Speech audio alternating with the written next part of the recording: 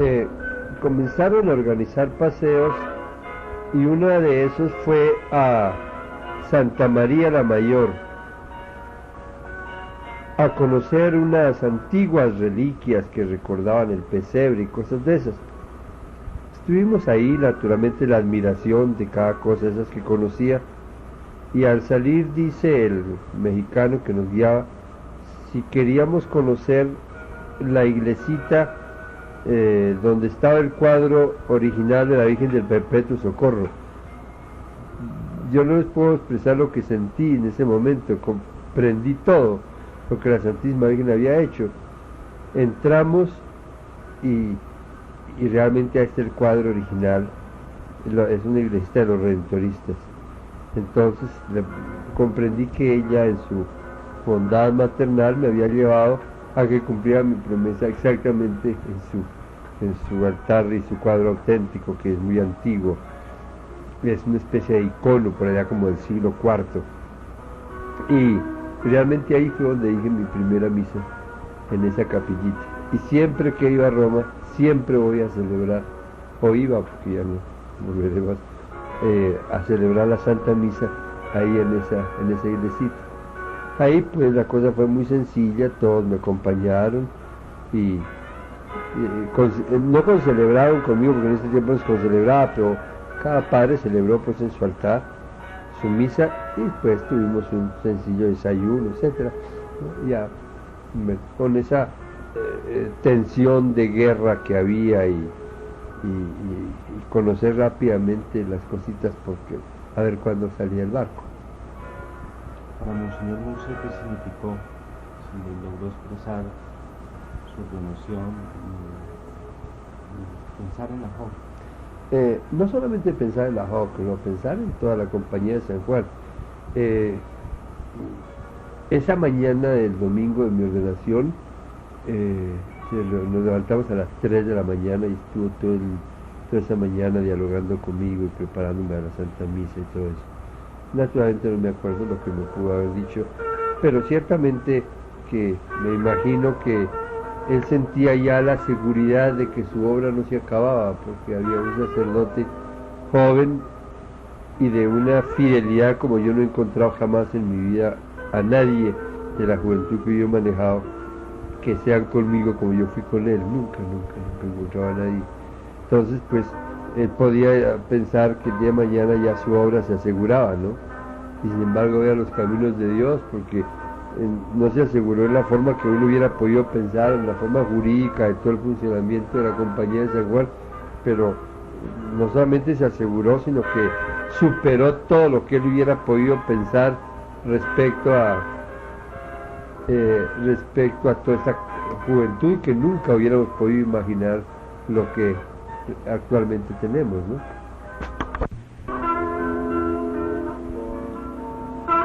Padre, ya en los años 39, su regreso a Colombia, el trabajo en la compañía de San Juan, en la JOC, y tenemos cuenta de estos 4 años, 5 años, hasta 1944, la muerte no sabría cómo decir, si sobre Monseñor Murcia o sobre la JOC. En fin, no la JOC, hay que hablar de todo. Entre otras cosas, la JOC en ese momento desapareció, de manera que la JOC nada. Nosotros llegamos a trabajar con la JOC, pero por circunstancias aquí del país, la jerarquía resolvió que el padre Murcia dejara ese trabajo. Ya Luis María Murcia se había retirado, me había olvidado decirle antes eso, pero bueno, íbamos a seguir y resolvieron que no lo hiciéramos.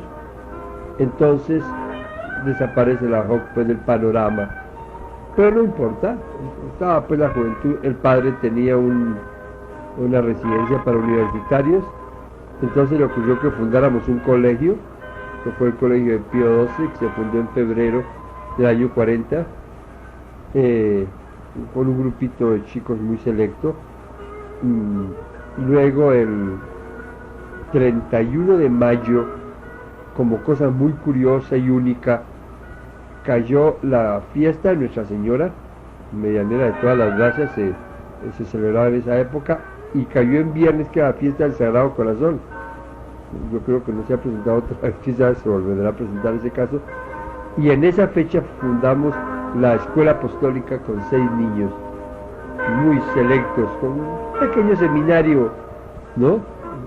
Solamente que estudiaban ahí en el mismo colegio de Pío XII, pero con un régimen pues un poquito así de seminario, a la manera como se llevaban los seminarios entonces, etc.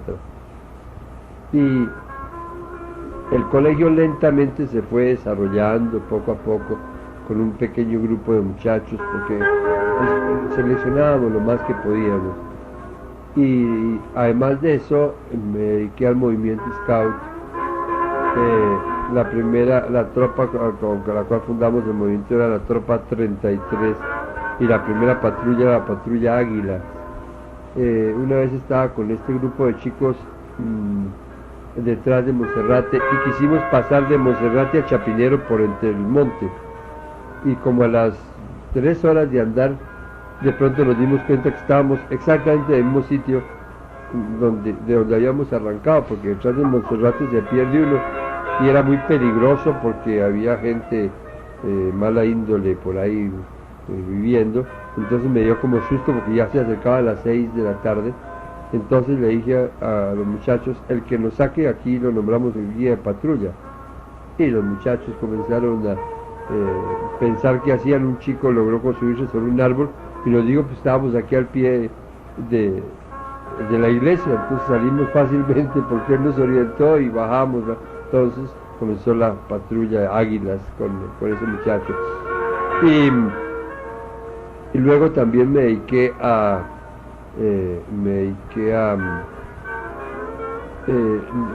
centros vocacionales, ¿no? Por ejemplo, sacerdotes como Miguelito Triano, el padre, y yo, salieron de ahí, de centros vocacionales que nosotros teníamos. Además de eso, la compañía tenía una casita muy modesta pero muy bonita en La Unión, allá cerca de Fomeque, y allá hacíamos colonias de vacaciones. En fin, todo ese trabajo juvenil pleno, y yo no tenía tiempo para nada. Dirigiendo el colegio yo no sabía nada de eso, por consiguiente me tocaba mucho trabajo, mucho esfuerzo, etc. Y como siempre, las finanzas marchaban mal.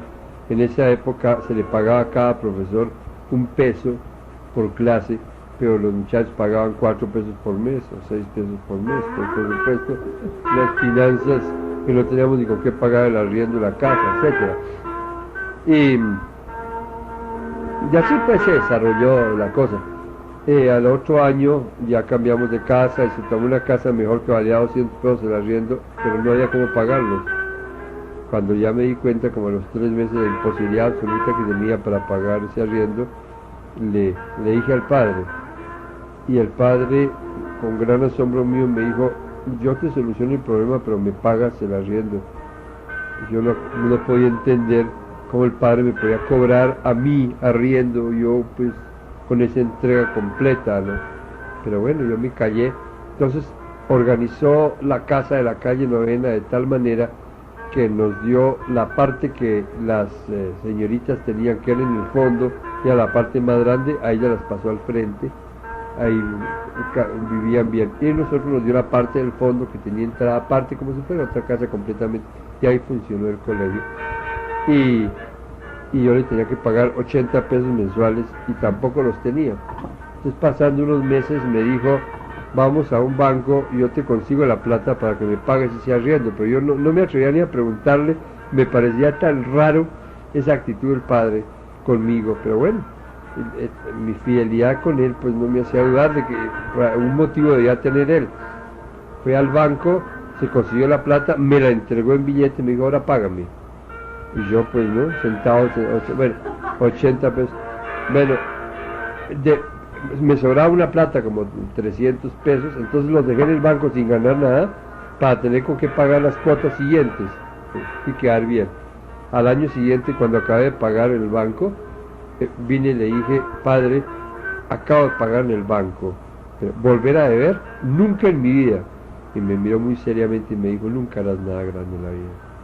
Entonces yo comprendí que lo que estaba haciendo era enseñándome a afrontar problemas económicos, ¿no? porque desde el seminario dos cosas yo había resuelto al ser sacerdote, y era no tener que ver nada con plata y nada con política, porque tenía tristes experiencias desde niño de haber visto cosas en ese sentido, y entonces yo pensaba que mi sacerdocio no iba a ser así. No pensaba que pues el dinero, al fin de cuentas, el día de mañana, si me iba a tocar una parroquia, se necesitaba cuando fuera repararla o no dejar que se cayera el techo, pues, ¿no? Bien, entonces el padre entendía eso, un desprendimiento ya exagerado del dinero, y me tenía que enseñar a manejar el dinero, ¿no? Entonces por eso era que él hacía eso. Ya después lo comprendí, naturalmente. Posteriormente, ya el colegio siguió desarrollándose, etcétera. El grupito ese sacerdotal fue creciendo, y pasó otra cosa simpática. Un día se presentaron unas hermanas que estaban buscando una casa, y charlaban conmigo, y les dije, les vendo esta, pero como por entretenimiento, ¿no? Bueno, la hermana pues no me dijo nada, y le dije, me preguntó cuánto vale, y yo le dije 80,000 pesos. Yo no sé por qué le di ese número, posiblemente se lo habría oído al padre, o yo no me explico por qué. En todo caso, hermana no me dijo nada. Un día se presentó el padre y me dijo que si siempre vendes la casa, ¿no? Y que si la das por menos de 80,000 pesos. Yo le dije, pues yo sí. Me dijo, no, yo no. Pues se hizo el negocio por los 80,000 pesos y se vendió la casa, ¿no? Entonces, por ejemplo, eso me enseñó una cosa muy importante, y es, él le tenía gran aprecio a esa casa donde estaba esa capillita, donde habían hecho los primeros votos, donde hacíamos nuestros votos privados, pues los hacíamos ahí, y donde estaba incluso la imagen de la Virgen ante la cual le ha hecho los votos, y vendió la imagen y vendió todo y vendió la casa. Es decir, otro aspecto de la faceta de la personalidad del padre, ¿no?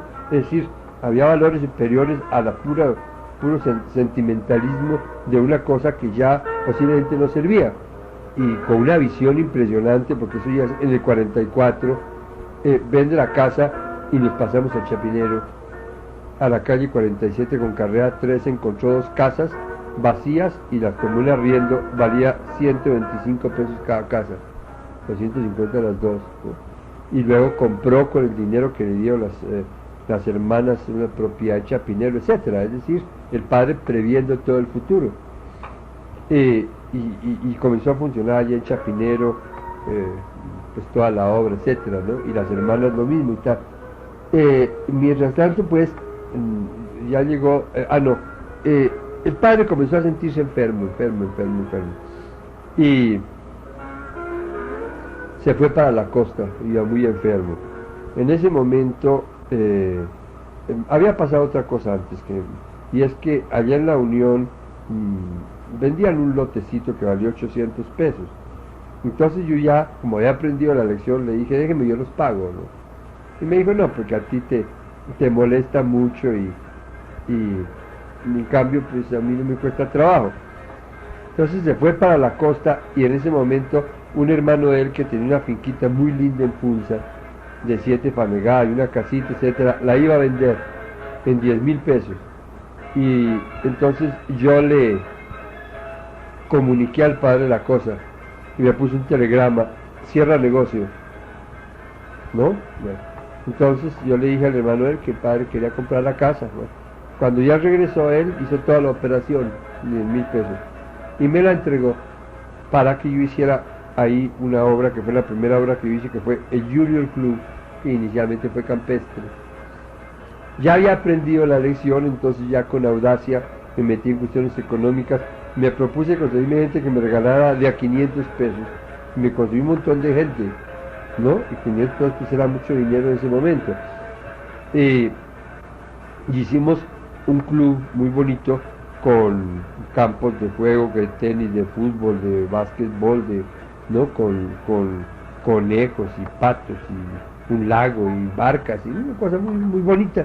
Y traíamos a los muchachos a la tarde deportiva. La tarde deportiva nos las inventamos en el colegio de Pío XII.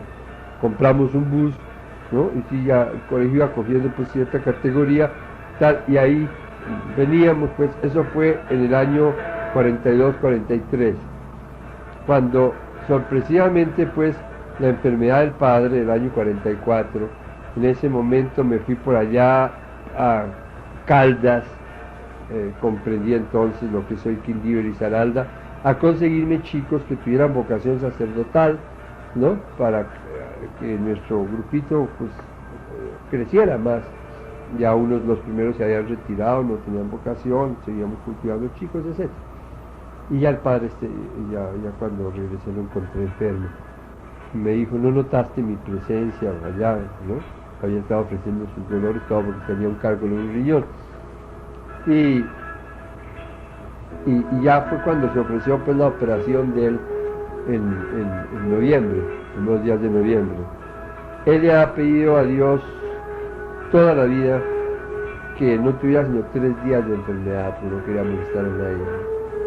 Pero la clínica estuvo muy bien y ya lo iban a sacar, y estábamos en exámenes en el colegio cuando de pronto se presenta Mustio, uno de los señores ahí, y me dice que el padre le acaba de dar una angina de pecho, se decía, no decía infarto cardíaco, ¿no? Bueno, que me fuera para la clínica inmediatamente. Cuando llegué pues lo encontré realmente pues mal, tanto que iba a traer el santo óleo y el médico no, está muy grave, se muere. Bueno, y realmente duró 3 días, de manera que él murió miércoles, luego eso debió ser un lunes, ¿no? Y como efecto de eso le dio uremia, que es una infección de todo el organismo, ¿no? Fue una retención después de los riñones, ¿no? Ya habían operado y ya lo iban a sacar, pero bueno, yo lo veía morir y sin embargo tenía una especie como de indiferencia, ¿no? Porque yo pensaba, no se puede morir porque la hora se acaba, pues luego no se va a morir, ¿no? Mi pobre padre está sufriendo mucho, pero no se va a morir. Pero esa noche, a las 10 de la noche, pues murió. Cuando el padre murió, yo ya psicológicamente y físicamente no podía resistir más. Le dije al doctor, denme una medicina, yo no resisto, no puedo más. Bien, al morirse el padre, pues yo quedé completamente en el aire, ¿no? Me había entregado todo a él, todo completo. Alguna persona me dijo, a usted le quitaba la cabeza y tiene que ir viviendo. Le dije, sí, pues fidelidad al padre también, ¿no? Pues seguí con el colegio, seguí con las cosas, pero yo mismo no sabía cómo hacía pues la cosa. Y claro, yo no me sentía la persona como para dirigir a las hermanas, lo cual imposible, yo tenía 28 años. Pero otro canónigo muy amigo del padre, Monseñor Jorge Angarita, ya le estaba ayudando y él cogió la cosa por su cuenta, entonces no me tocó a mí nunca, yo no sabía eso, ni me llamaba la atención, ni nada. Y así duré 2 años más. Entonces el señor arzobispo Perdomo me llamó y me dijo que los hermanos de la escuela cristiana le entregaban el colegio, la catedral, se llamaba la escuela apostólica, que por qué no dejaba el colegio que tenía y le dirigía ese de la arquidiócesis, ¿no? Y le dije que con mucho gusto. Entonces cerramos el colegio de Pío XII y me fui a dirigir allá a la escuela apostólica, comenzando en 1947. Me dieron con qué arreglarlo, montamos, eran niños pobres, muy decentitos, que servían de acólitos y de cantores en la catedral. Y seguí con movimientos CAO, etc. Y llegó el 9 de abril y yo salía para una casita que había comprado en la Florida, que es donde actualmente vive el párroco. Una persona amiga me la había vendido porque yo había ido a hacer Semana Santa allá, y entonces me dijo que si quería comprar esa casita, ¿no? Yo no tenía nada para los muchachos, me parece que valía 4.000 pesos. Vine y le conté a mis tías y una de mis tías me regaló 3.000 para que lo pagara, ¿sí? Entonces iba para allá con unos muchachos para premiarles todo lo que han hecho en Semana Santa, cuando en la estación del tren cogió los 9 de abril. Entonces por la misma carrilera fui a un apartamento de mis hermanos, tenía la calle 22, y al rato llegó Carmelita, una viejita que me acompañó hasta que murió ahí, muy buena, y me contó, me dijo, incendiaron todo, no quedó absolutamente nada. Yo no sé, a mí como que no me afectó pues demasiado, ¿no?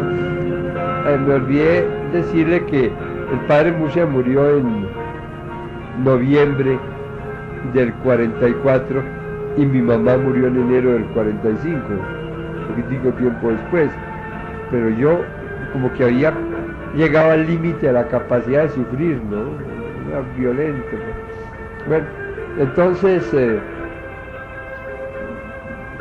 tuvimos una reunión con unos muchachos scouts sentados en el suelo para allá en una casa de una persona amiga que nos la prestó, y ahí dijimos eso, es decir, si se hubiera trabajado con la juventud, en ese momento yo no veía sino pues el escultismo, no hubiera pasado esto, pero nos vamos a poner a trabajar con eso.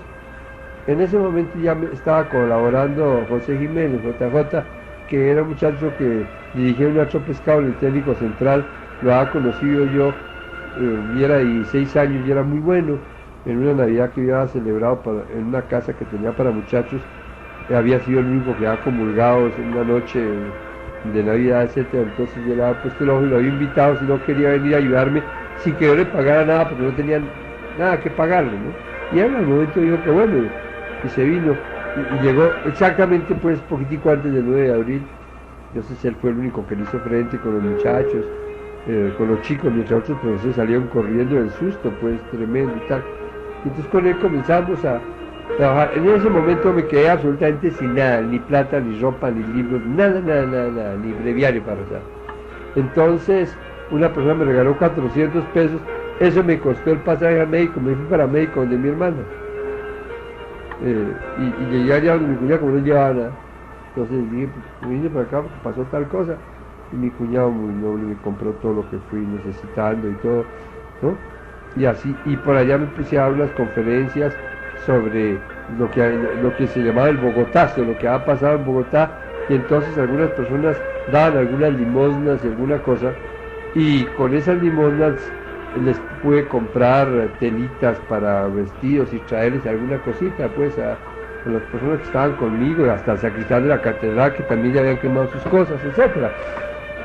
Y comenzamos el colegio continuó, pero con los niños sentados en el suelo, cada uno con un cajoncito, pues como ahí como mesita de escritorio, ¿no? Muy pobremente, pues. Y comenzamos pues a peregrinar donde se podía. Estuvimos en la casa donde estaba hoy el Palacio Cardenalicio. Ahí había unas casas que la Arzobispo le había regalado unas y iba a comprar otras. Ahí tuvimos el colegio, después otra por allá en la carrera cuarta, las casas muy viejas, en fin, ¿no? Regalos. Mientras tanto en esas murió Monseñor Perdón, que fue en 1949, y vino el Cardenal Luque, que me quería muchísimo porque era de Tenjo, de donde era mi mamá, y se conocían desde niños y hasta algún parentesco tenía, y sobre todo pues me quería muchísimo, ¿no? Entonces entonces comenzó a nombrarme todo lo que a juventud se refería, de niños y cosas de esas. Entonces yo tenía la Acción Católica Juvenil y él me nombró para las escuelas públicas de Bogotá, y estaba pues rector del colegio de la catedral y los Boy Scouts, no recuerdo cuántas cosas, ¿no? Y pues trabajando en ese sentido. Entonces dentro de el campo de la juventud católica resolvimos organizar una peregrinación a Roma.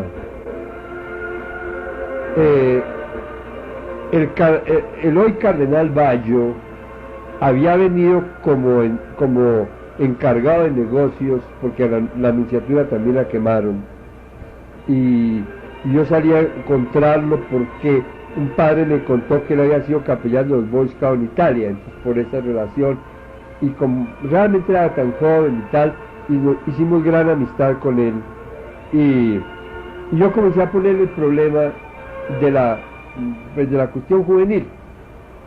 ¿no? Y comenzamos a conversar pues sobre eso.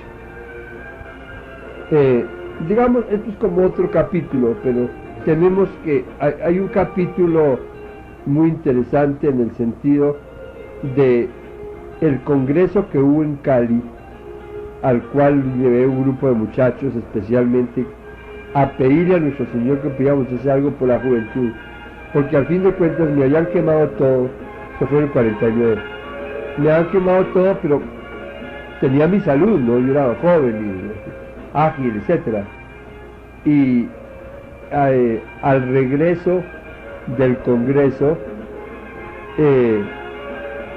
tuve una infección glandular y llegué a estar paralizado 6 meses. Tenían que darme de comer, de manera que ni siquiera pues la salud, antes me habían quitado todo y ahora pues la salud, ¿no? Entonces pues yo iba viendo que todas como pasos que nuestro Señor iba poniendo, ¿no? Realmente para algo, ¿no? En ese momento pues llega Monseñor Bayo, yo le cuento toda la cosa y con ocasión pues del incendio de Bogotá, quisieron ayudar a las personas damnificadas y yo me encontraba en Medellín reponiéndome y recibí una comunicación que me viniera, me parece que fue el 5 de junio, mientras me recibían, yo con un papel cuadriculado hice con lápiz un esquema y la llamé Central de Juventudes. Ese esquema está impreso en la separata que el CELAM hizo, ¿no? Sobre la central. Y ese esquema se lo llevaríamos señor Bayo. La idea era una especie de casa donde se atendiera a todos, obreros, empleados, ¿no? Pero como una especie de casa, como una especie de, no digo club, pero ¿no? Una cosa como de ese tipo, pues. Bueno, y José Jiménez me la pintó muy bien y yo se la llevé, una vez me invitó a almorzar, etcétera, expliqué. Entonces ya al ver una cosa ya un poco más concreta de la cosa, comenzamos a pensar, siempre pensé que yo no podría hacer eso, que tenía que hacer el otro. Se ha muerto el padre Murcia, otro tendría que hacerlo, no yo.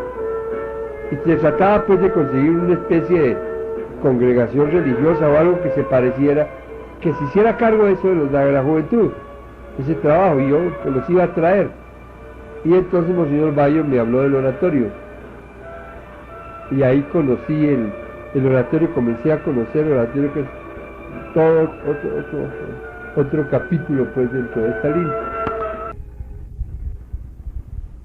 A los 34 años de la muerte de Monseñor Jorge Murcia Riani, nos reunimos con papel porque queremos conocer algo de su vida, de sus experiencias, de su calidad de formador y apóstol de la juventud, ya que muchas de las formas, actitudes, experiencias de Monseñor Murcia, pues las tenemos hoy en la central. Entonces, papel, queremos preguntarte en primer lugar algunos aspectos de la personalidad de Monseñor Murcia que quieras darnos como recuerdos para la historia de la central en el futuro. No es fácil poder decir en pocas palabras lo que fue la personalidad del padre Murcia, como nosotros lo acostumbrábamos a llamar, sino algunos rasgos propiamente hablando. Hay que pensar que fue un hombre que tuvo una influencia en su época extraordinaria y que tenía unas facetas verdaderamente desconcertantes, como por ejemplo ser uno de los mejores predicadores en su época y al mismo tiempo ser un hombre de una sencillez impresionante, capaz de montar en bicicleta o de hacer teatro guiñol, lo cual en la época le parecía incluso mal a la gente, sin embargo era muy propio pues de él. Una persona que trataba un tema a gran altura y lo mismo que tomaba el tiple y tocaba y cantaba unas canciones curiosas y bellas y coplas y cosas de esas, ¿no? De manera que es una personalidad extraordinaria. Baste, por ejemplo, como para comenzar, los detalles como él se comunicaba con uno. El portero de la casa, ahí en la calle Novena, donde funcionaba la compañía de San Juan, tenía por apellido Cañón, y una muchacha de servicio que se llamaba María Ignacia era sumamente hábil. Un día entramos los dos a mediodía y no estaba Cañón y me estaba reemplazando la muchacha, y no me dijo nada, sino me dijo: sigue al comedor y ahorita llego. Y cuando llegamos al comedor me puso un papelito en mi puesto que decía: María Ignacia estaba ahora en reemplazo de Cañón, y alguien dijo con razón que era una ametralladora. Y otro día tenía yo una carterita pues para los centavos, y en ese momento acababa de comprar un terrenito chiquito por allá en la Unión, allá en Oriente, y entonces acaba de hacer el negocio. Entramos los dos también a mediodía, y había visto que mi chacarita pues estaba rotica y estaba feita. Entonces me dijo: sigue al comedor. Se sentó a la máquina, escribió, y cuando llegó al comedor me puso un papelito y debajo una chacarita, y el papelito decía: tu chácara de cartón se te rompió, claro está, porque no tenías dinero, pero hoy que eres ricachón, pues tienes finca en la Unión, ya no se te romperá porque la nueva es de cuero. Un hombre extraordinario, pues, ¿no? Una sencillez y una capacidad pues impresionante. Precisamente este librito que tengo aquí, que se llama Vademecum con Juanista, tiene un subtítulo que dice Espíritu del Fundador, y abajo dos palabras verdaderamente claves que para él, y decía: Sicutácuila e Sicutañus, como el águila y como el cordero. Y yo creo que realmente es el padre Murcia, ¿no? Escogió a San Juan porque era el águila que oteaba pues el horizonte, y luego también el cordero sencillo, etcétera, ¿no? De manera que pues esos detalles, por una introducción de cómo era él, un hombre sencillo, extraordinario, afable, simpático, gracioso, ¿no? Se reía con un gusto extraordinario, y cuando lo ponían a predicar pues también había que ver la altura de ese hombre, ¿no?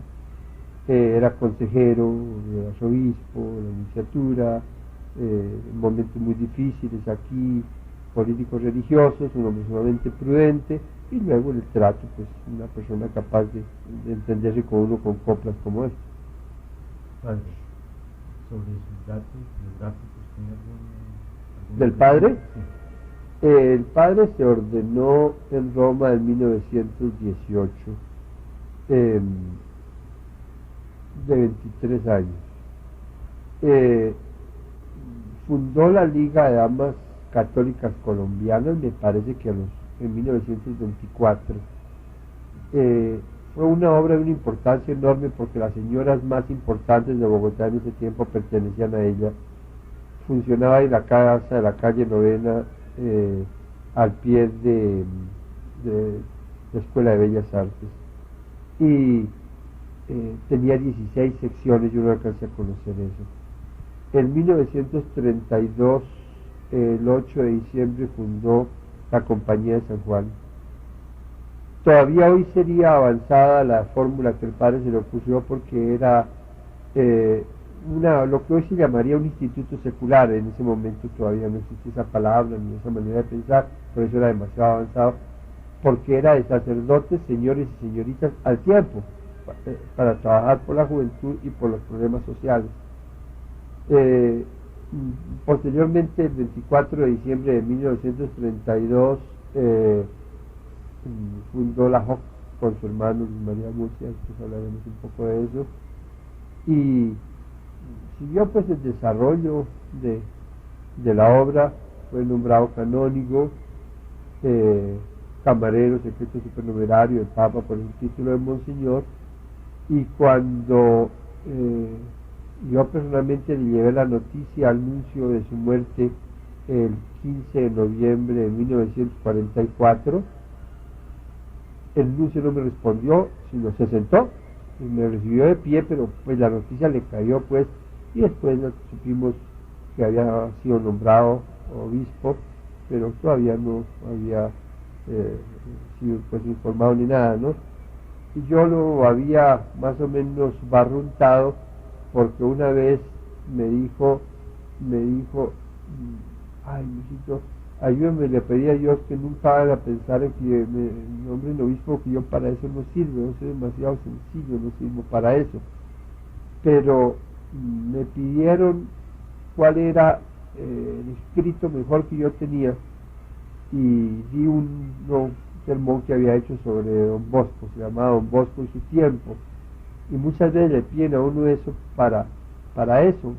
Ayúdame a pedir a Dios que no, pues como eso es una cosa de secreto que ellos no pueden decir, pues yo no sé si temía o porque alguna persona le decía o realmente porque ya no lo habían nombrado. Pues murió sumamente joven, había celebrado sus bodas de plata el año anterior y el año siguiente pues ya murió a los 49 años. Padre, sobre la espiritualidad juanista, ¿qué nos puede decir? La espiritualidad juanista era muy rica. El padre hizo todo un tratado pues de eso y lo puso en 10 puntos. No tengo aquí a la mano, podríamos posteriormente buscarlo, por aquí tengo folletico de los 10 puntos en que sintetizó la espiritualidad juanista. Ciertamente uno de ellos era ese, que era como el águila y como el cordero. Otro, en que él insistía muchísimo, decía constante amigo de Pedro, por enseñar pues esa fidelidad al Papa y a la Iglesia, etcétera.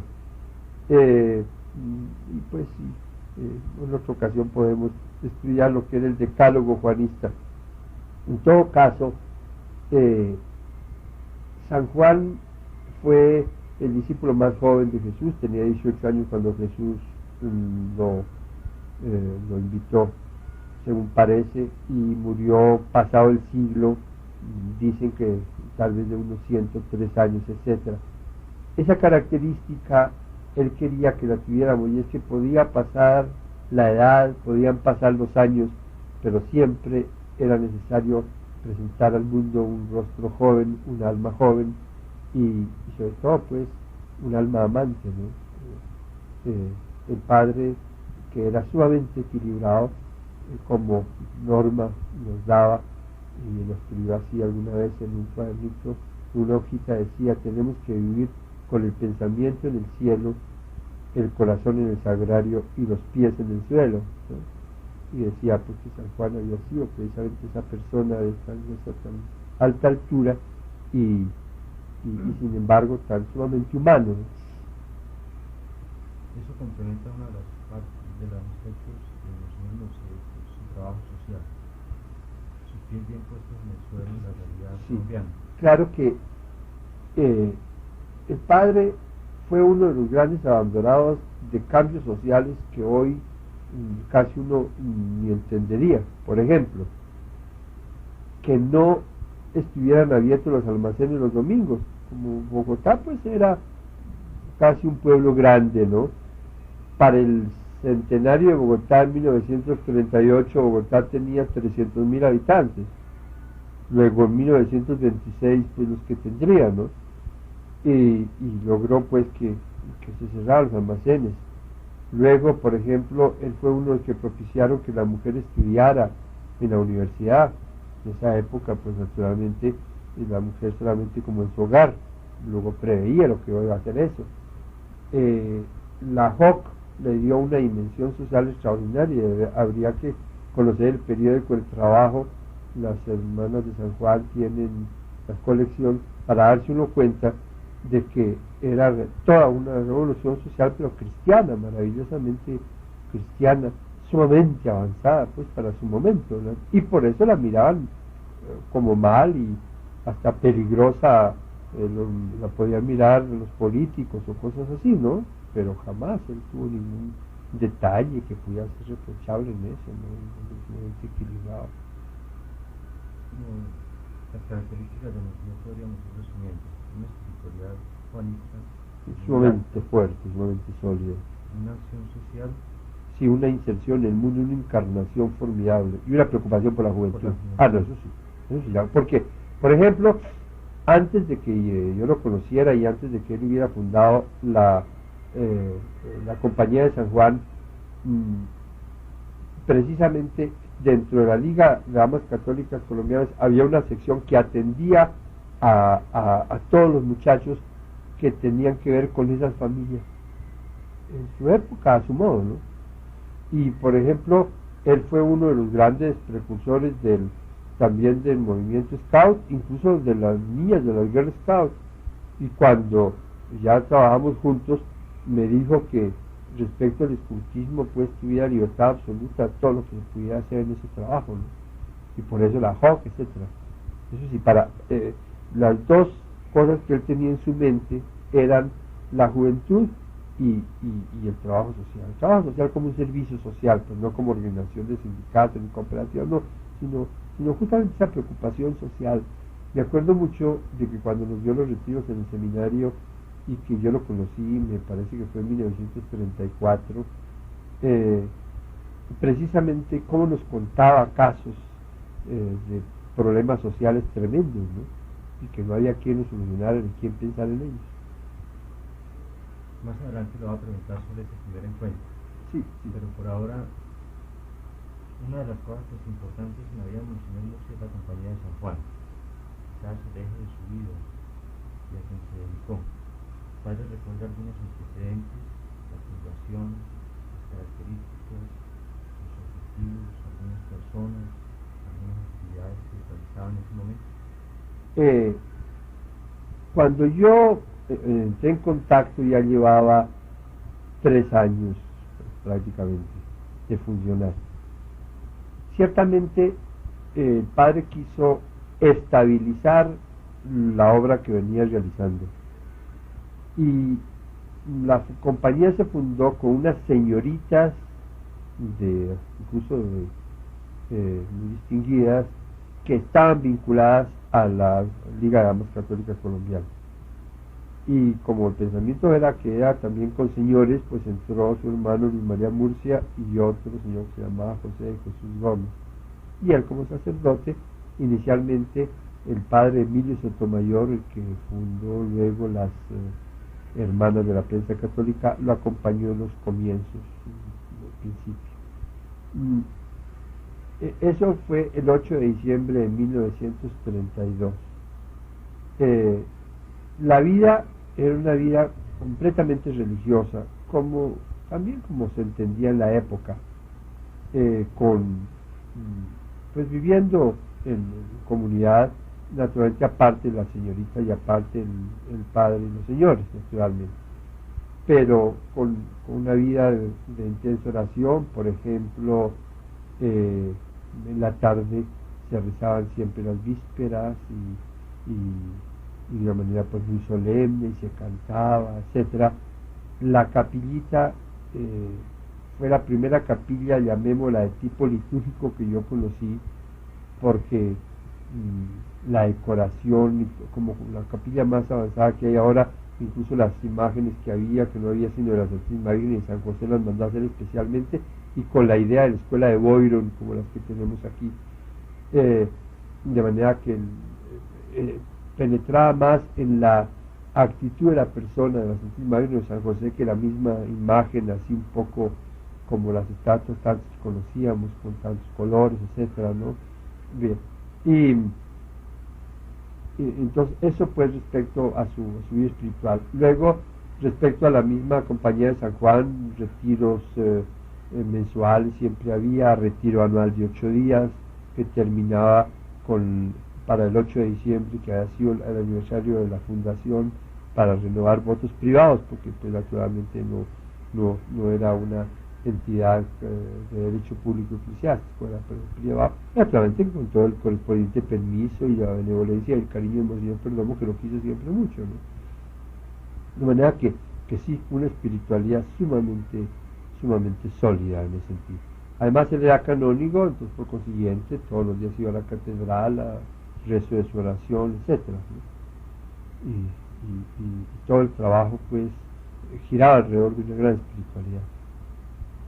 ¿Unas experiencias apostólicas que tenía en el trabajo? Cuando yo llegué ya, como le digo, llevaba 3 años y la liga propiamente como tal había parado porque había entrado pues la compañía de San Juan oficialmente. El trabajo era en esos dos campos, social y con la juventud. Cuando yo los conocí, que fue el 8 de diciembre de 1934, me parece que fue, que ya fui por primera vez allá, etcétera, entré en contacto, prácticamente pues lo que a mí me atrajo incluso allá fue justamente el trabajo con la juventud, la JOC. En el campo social tenía periódico El Trabajo, tenía una editorial, quería difundir pues las ideas, publicaban libros, etcétera, el periódico también, y posteriormente tuve iniciativas curiosas, como por ejemplo un pequeño restaurante, porque quería que la gente que viniera ahí a tomar alguna cosa encontrar un ambiente cristiano y una mentalidad social, curiosísimo, pues un avance extraordinario para esas cosas. En ese sentido se desarrolló. Cuando yo regresé de Roma, que ya no trabajamos más en la JOC porque así lo dispuso la jerarquía, entonces nos dedicamos al campo juvenil, colegio, el Pío XII, el movimiento Scout, grupos vocacionales, cosas de esas. Posteriormente fundamos una pequeña escuela apostólica para preparar posibles candidatos para la compañía de San Juan, sobre todo niños para el sacerdocio, etcétera, ¿no? Todo el apostolado giraba alrededor de lo mismo. Sobre la JOC, José tuvo un encuentro con Cardain. Bueno, ¿cuáles serían más o menos en líneas generales los objetivos sí, y las experiencias que realizaba la JOC? Bueno, todo eso tiene una historia en este sentido. Cuando yo pasé del seminario menor al seminario mayor en 1932, tenía 15 años de edad. Una tarde, a un recreo que teníamos a las 4 de la tarde, entró el padre Emilio Sotomayor, y él había sido mi profesor y prefecto del seminario menor, éramos muy amigos, me quería mucho. Entonces le pregunté qué estaba haciendo, y me contó que acababan de fundar la compañía de San Juan como señor Murcia el 8 de diciembre, será como febrero, y el 24 habían fundado la JOC.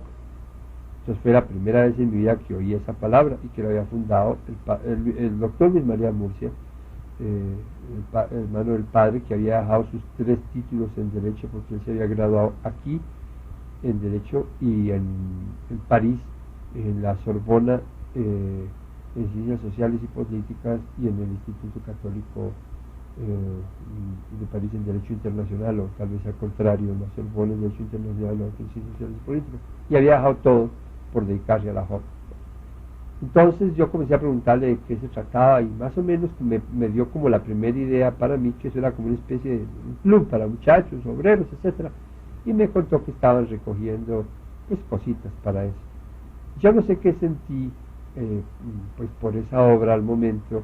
Ya comenzaba en mí a tener allá por dentro el ideal de la juventud, y a la otra vez que vino les regalé lo único que yo tenía, que era mi ajedrez, que había sido pues mi encanto en el seminario menor. Me había hecho sin jugar ajedrez toda la vida, desde las 5 de la tarde del viernes hasta las 8 de la mañana del lunes, pues no, jugaba ajedrez sin parar, y les regalé, lo que indicaba cómo se despertó en mí el cariño por esa cosa que no sabía bien qué era. Y cada vez que venía, pues a él le preguntábamos, yo nos contaba un poco de las conferencias, etc. Luego, la cosa pasó así, yo no, en vacaciones no tuve contacto, pasó. Pero en 1934, el padre vino a dar retiros, los retiros de final de año, que como alrededor del 15 de noviembre precisamente, me parece que terminamos el 22, si mi memoria no me engaña. Y esos retiros de él Naturalmente todo fue sobre San Juan, maravilloso cómo él describía el Evangelio, cómo se lo hacía vivir a uno, etc. Y naturalmente pues nos contaba experiencias de la JOC, y por consiguiente alrededor de la JOC toda la problemática social y juvenil. Entonces, la víspera del seminario conversé con él y me invitó a que fuera a un curso que iba a comenzar de Acción Católica ese lunes 22, que nosotros salíamos a las 3 de la tarde, allá en la sede de la JOC. Yo salí del seminario a las 11 de la mañana, llegué a la casa, almorcé, me fui a esa reunión a las 3 de la tarde y prácticamente nunca más volví a la casa, porque a duras penas llegaba a dormir por allá tarde de la noche, que en esa época pues era imposible siquiera pensar que un seminarista fuera eso o una persona joven, pero en fin, me la pasaba ya hasta las 10 o 11 de la noche en la JOC, y por consiguiente comencé a empaparme rápidamente de eso. Además, en el seminario habíamos tenido clases de sociología y especialmente nos habían hablado de la JOC porque el profesor que teníamos, el señor Repo Posada José, había estado en Bélgica y nos contó pues cómo era la JOC, etc. Como nosotros conocíamos muy bien el francés, porque pues estábamos estudiando ya libros en francés, entonces comencé a conseguir literatura en francés y a leerla, y me embebí de tal manera que cuando ellos entraron a retiros el 30 de noviembre, me dijeron que si yo quería quedarme dirigiendo ahí toda la casa de la JOC. Yo dije que sí, fui a mi casa por el colchón y me quedé esa noche ahí y dirigí todo pues hasta el 8 de diciembre, de manera que mi entrada fue de lleno con la JOC. Al regresar al seminario, pues yo ya no hacía sino pensar en eso, ¿no? Y leer cosas sobre eso y estudiar y traducir meditaciones que yo les mandaba a ellos, etc. El padre fue a Europa.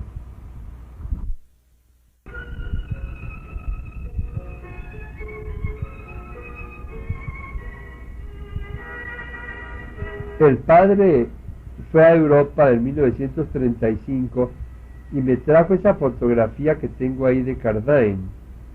Ya me sentía pues papa, pues no con esa fotografía, para mí lo más emocionante del mundo. Dice: a Monsieur l'abbé Louis-Marie Fernandez avec l'espoir d'une collaboration féconde dans l'apostolat josiste. Sí, a padre Luis María Fernández con la esperanza de una fecunda colaboración en el apostolado josista.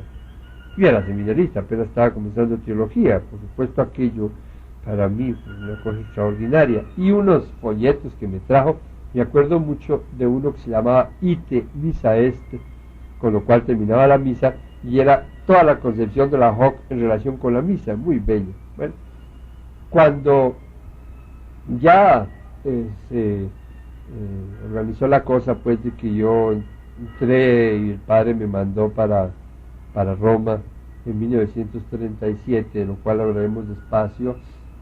Yo llegué a Roma y me propuse a que todos mis compañeros conocieran la JOC y pensaban en la JOC, porque como eran compañeros de toda América Latina, entonces me propuse organizar una cosa que llamamos el sábado josista con otros compañeros.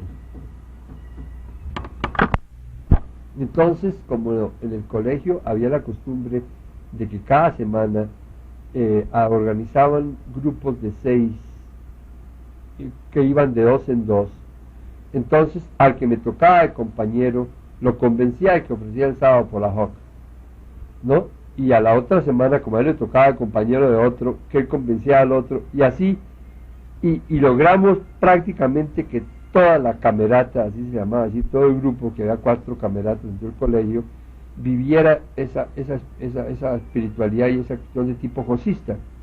¿Verdad? Que el piolatino se fue llenando de eso y yo comencé a coger fama pues de eso, ¿no? Que sabía muchísimo, realmente sabía mucho, había aprendido mucho, había estudiado mucho.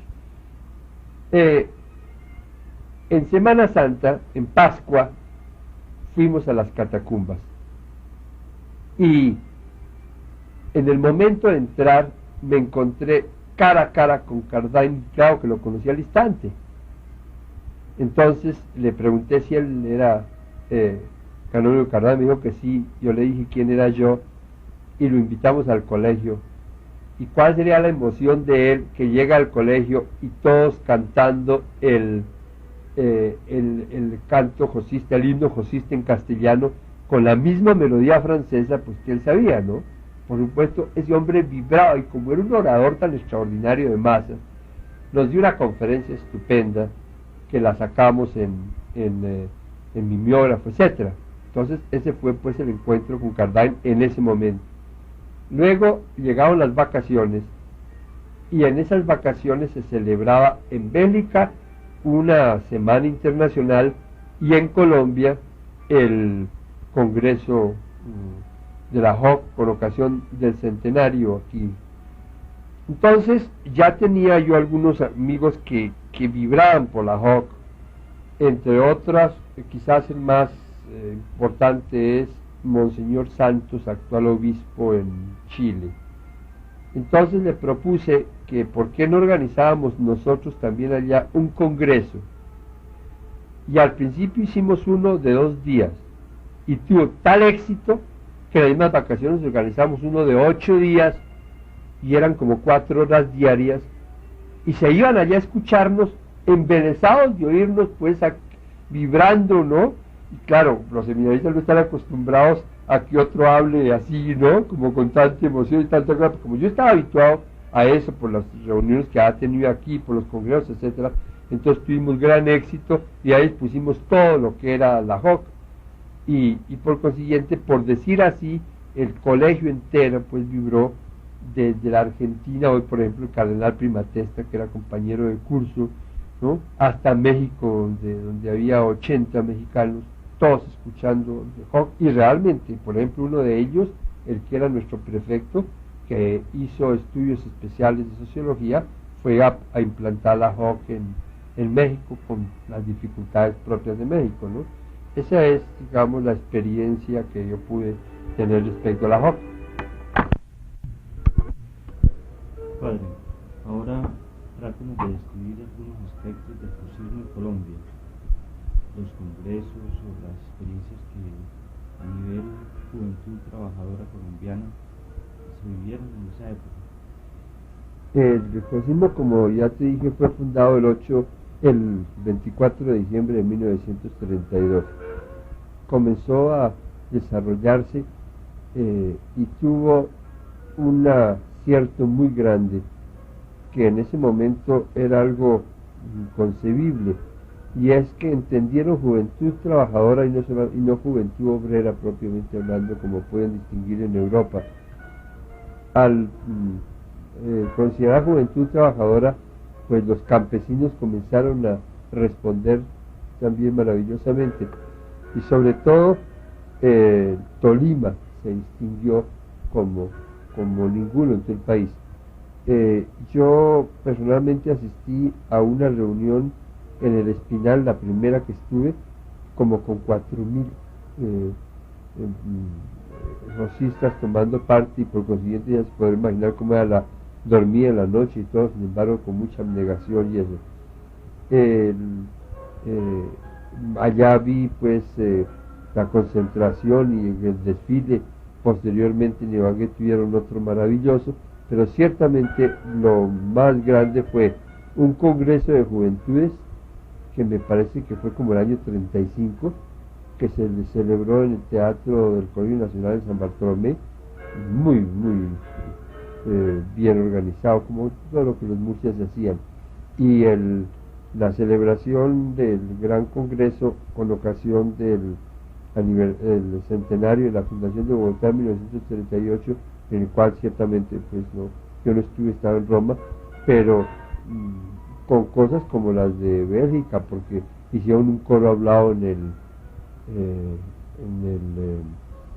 circo de toros, toda una cosa pues extraordinaria.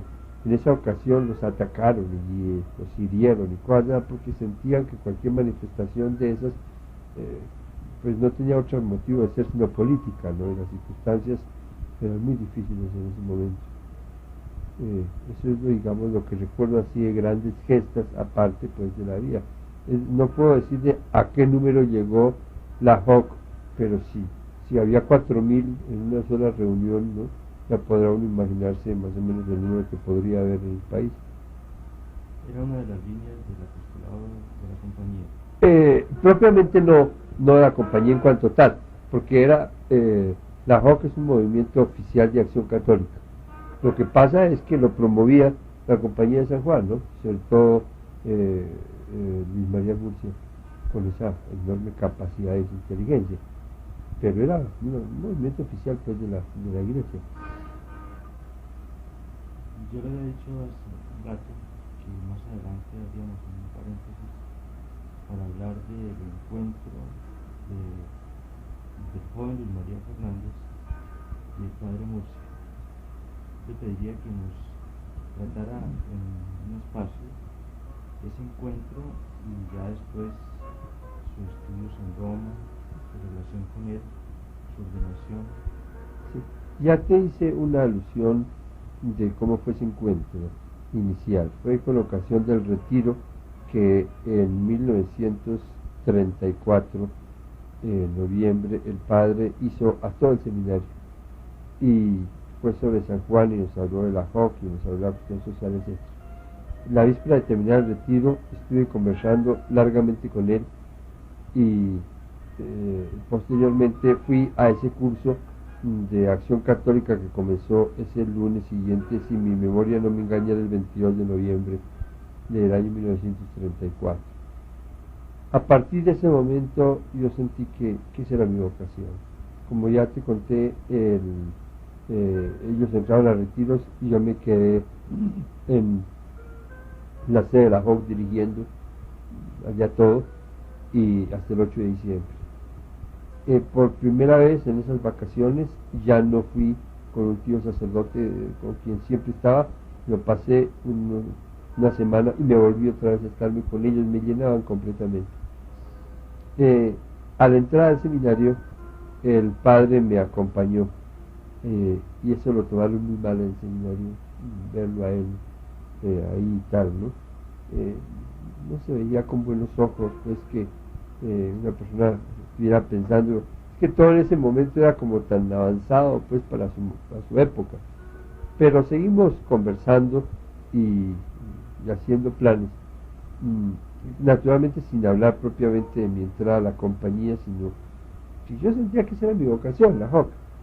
Luego el padre fue a Roma y con ocasión de ese viaje habló en el Piolatino si me podían admitir, porque el padre se había planteado el problema de si en un momento dado yo decidía pues dónde me mandaba. Entonces en el Piolatino le facilitaron, le dieron media beca. Entonces cuando él regresó me preguntó que yo qué pensaba y yo le dije que pues sí, que a mí me gustaría realmente dedicarme a eso, pero que pues que el problema es que yo ya tenía tonsura, incluso por consiguiente estaba incardinado en la arquidiócesis de Bogotá, necesitaba el permiso del arzobispo y además que pues, ¿dónde iba a estudiar? Entonces él me dijo que me mandaba a Roma y eso lo encontré yo como una dificultad para entrar yo, porque honradamente a Roma no mandaban sino de aquí de Colombia, rarísima persona, los que habían ido eran unas cabezas privilegiadas y los mandaban por gran inteligencia, y yo era apenas una persona común y corriente, de manera que me dio pues como mucho miedo y muy honradamente allá por dentro pensé si no me motivaría eso un poco a mi decisión, pero pues yo no había buscado eso nunca, ni había pensado en eso. Comenzamos a hablar como señor Perdomo y le expliqué la cuestión y él era verdaderamente un santo y miraba las cosas desde el ángulo de Dios, porque en esa época se ordenaba un sacerdote un año, al año siguiente ninguno, al otro año otra vez otro, y así, por consiguiente las necesidades de la arquidiócesis eran muy grandes, cuando hay que pensar que hoy hay 3 diócesis más acá desmembradas de Bogotá. Sin embargo me dijo que si esa era mi vocación, pues que entonces iba a hablar con el rector, y habló con el rector y me dieron permiso, aun cuando en el seminario lo tomaron muy a mal, tanto que prohibieron que yo volviera al seminario en ese tiempo, etcétera. Yo no tenía problema ninguno, me sentía tan contento, satisfecho y tan sirvieron las cosas solamente de Dios, uno se hace oración y pedir ante Dios, pues, porque claro que la gente, pues me decían algunos que la salida pues era como perder la vocación sacerdotal o las oportunidades, era lógico, era una arriesgada muy grande, pero bueno, sin embargo, pues. Entonces ya definitivamente salí los primeros días de julio, ya con permiso, y viví ese tiempo con el padre y con mi María Murcia y con ellos, y el 25 de septiembre salí para Roma, en un viaje que en esa época era larguísimo, pues un bus que tuvo que empujarlo para que arrancara, ¿no? Un día entero hasta Honda, después de Honda a la Dorada, me parece que era, en tren, ahí barco 3 días y hasta 3 días hasta Barranquilla, eso a lo Tarzán, viendo caimanes y cosas de esas en esa época, pues, ¿no? Y ahí esperar durante 3 días el barco y 19 días de Barranquilla al Havre, ¿no? Y luego pues del Havre a Roma. Total, llegué a Roma al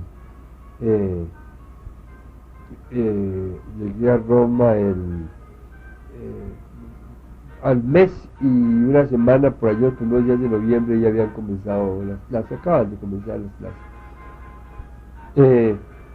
Allá pues, a mí me faltaban 2 años de teología, había hecho aquí 2 ya, no completos, pero entonces, pues, ya hace los 2 años, otro compañero que estaba allá, que había sido un gran amigo mío, me forzó a que hiciera el curso académico, porque yo quería hacer el curso más sencillo y tal, pero me forzó. Yo pensaba que mi capacidad intelectual pues no fuera como para tanto. Bueno, entré y fue cuando comencé a hacer todo ese trabajo de la JO que conté antes. En Roma había una cierta preocupación porque quien hablara de cualquier cosa fuera una persona muy aventajada en estudios, ¿no? Entonces nuestro Señor hizo la cosa más curiosa del mundo conmigo, porque yo estudié eso, sí, muy a conciencia y muy bien, pero no como para tanto, y mientras tanto aquí, pues como no había dado resultados demasiado brillantes, algún día el rector del seminario le preguntó al padre Murcia si sabía de mí, que como que había recibido una información que pues yo allá no daba pie con bola, ¿no? Y el padre se amargó un poco, a fin de cuentas me quería mucho, ¿no? Bien, a pocos días, precisamente el día de la Virgen de Chiquinquirá, el 9 de julio, me tocó el examen de teología, que es el más importante de todo, con 3 profesores durante media hora, y cuál sería mi sorpresa cuando el rector me llamó y me dio la papeleta, había sacado summa cum laude de 10, ¿no? Entonces, yo se la mandé al padre. Y dije, pues que como expresión de mi agradecimiento, pues me mandaba el papelito, y él con mucha picardía, como tenía tanta gracia, le preguntó al rector del seminario si había tenido alguna noticia, ¿no? No, el rector dijo que no. Y entonces el padre dijo que sí, verdaderamente que él tenía razón, que yo como que iba muy mal, ¿no? Y le sacó el papelito y le mostró la nota. Nunca más volvió, pues. Entonces, para el bachillerato de teología saqué en total 9, magna cum laude, y entonces así sí me creyeron los compañeros, pues a mí eso no me interesaba, pero ellos sí, y ahí fue cuando hicimos pues ese congreso, el cual le dije, etc. Al otro año, pues hice también los estudios, el final fue tremendo, me tocaba estudiar desde las 3 de la mañana hasta las 9 de la noche, y de manera que ya no podía estarme en ninguna posición, ni parado, ni sentado, ni acostado, nada, ¿no? Agotado completamente, tanto que después cuando nos regreso tuve 9 días en cama en el barco con fiebre y todo, pues un agotamiento total. Y la situación ya era muy tensa, la cuestión pues europea de guerra y cuanto, pero sin embargo Cardain había planeado celebrar el primer congreso mundial josista en Roma, con delegación de todas las partes donde hubiera cosismo en el mundo, y Colombia ocupaba el 3er puesto en el mundo, porque primero ha sido Bélgica, después Francia, después Colombia, después de Colombia, Canadá incluso. Bueno, entonces, pues como de aquí se gastaba tanto tiempo, pues claro que salió la delegación aquí a comienzos de agosto, en barco, pues un mes, ¿no? Y cuando llegaron allá el 1 de septiembre, no, el 1 de septiembre no, últimos de agosto, como el 29 de agosto, la situación ya estaba tensa de guerra y por consiguiente habían suspendido el Congreso. Bueno, mi ordenación debía ser parte pues de ese Congreso. Se ordenaba el primer sacerdote latinoamericano para dedicarse a la JOC. Entonces llegaron ellos y no llegó nadie más. La guerra estalló el 1 de septiembre, que fue un primer viernes. Por la noche se presentó el doctor Echandía y dijo que iba a nombre del gobierno colombiano a repatriar a todos los colombianos que estuviera, y el padre le dijo que había sido demasiado esfuerzo ir a Roma, que sin ver al Papa, ¿no? Sin saludar al Papa, pues no regresábamos, ¿no? Pasara lo que pasara. Y ahí apareció otro lado y la personalidad del padre, porque tal vez yo no hubiera hecho así, me hubiera afanado, hubiera salido, pero no, dijo no. Entonces el 3 fue mi ordenación, que el domingo, el día que estalló propiamente la guerra, ya pues en los ejércitos alemanes invadían a Polonia, y los días siguientes pues tratamos de conocer ahí un poco. O sea, en Italia estábamos tranquilos porque Italia no entraba en la guerra, no les convenía a ninguno entrar en la guerra, de manera que la cultivaban bastante, y el 19 de septiembre regresamos en el barco, en el mismo barco en que ellos habían ido.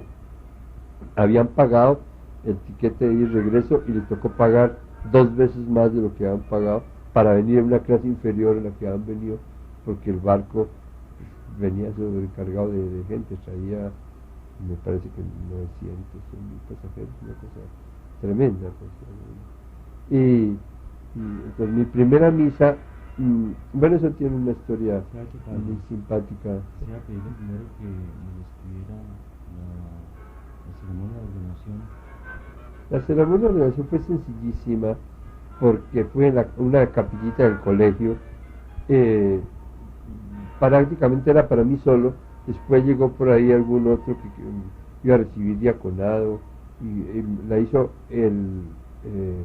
uno de los auxiliares de Roma, que después fue cardenal y después fue vicario, que era el cardenal Luis Tralla, ¿no? Pero eso fue sencillísima ahí en el colegio, a las 7 de la mañana. Inmediatamente después salimos para Castel Gandolfo. Estaba el obispo de Ibagué allá, que también había ido, porque pues, como les había dicho antes, en Tolima funcionaba muy bien la JOC.